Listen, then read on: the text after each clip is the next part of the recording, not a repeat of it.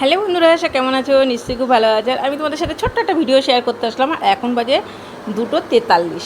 আর এখন এসেছি গঙ্গাতে। আর আমি একা আসিনি, আমাদের পাশে বাড়ি একটা বউ এসছে, তার সাথে করে গঙ্গায় আসলাম চান করতে।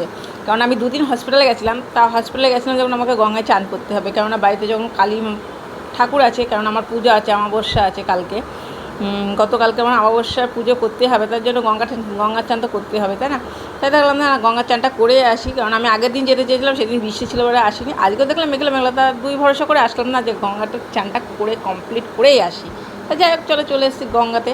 তো চলো এখন চান টান করে নিই। আর এদিকে দেখি জলটা এতটা নোংরা, এদিকে কাচাকুচি করছে, জলটা সত্যি খুব ঘোলা।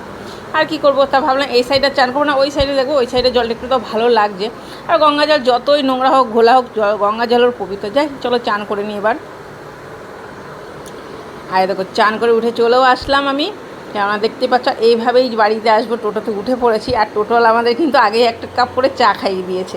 কেননা বললো যে তোমরা চানের পরে কি চা খাবে? বললাম না, বাড়িতে কেন পুজো করতে হবে, বাড়িতে কোনো পুজো করিনি, বৃহস্পতিবার, কেননা পুজোটা বাড়িতে যেয়ে পুজো করবো।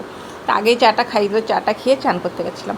এখন টোটো উঠে পড়েছি, এইভাবেই বাড়িতে যাবো। কাপড় চোপড়ে ছাড়বো না, কেননা ছাড়ার জায়গাও নেই। একটা রুম আছে, সেটা অনেক লোকজন হলে তবেই আর কি ছাড়ার জায়গা আর কি ঘরটা খোলে।